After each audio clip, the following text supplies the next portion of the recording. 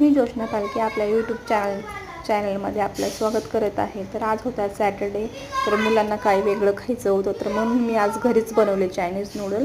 तर घरात सगळं साहित्य होतं. मस्त असं कोबी वगैरे चिरला, शिमला मिरची चिरली, कांदा फ्राय केला, ते सगळं फ्राय केलं. त्याच्यामध्ये नूडल्स टाकले, फ्राय उकळून घेतलेले नूडल्स, मसाला टाकला, रेड चिली टाकलेली आहे आणि परत टोमॅटो सॉस टाकला आहे, कारण मुलांना बाहेरचं काही देता येत नाही, शाळेमध्ये अलाउड पण नाही. मस्त असं मिक्स केलं सगळं आणि 2 मिनटं असंच वाफ घेतली त्याची चांगली.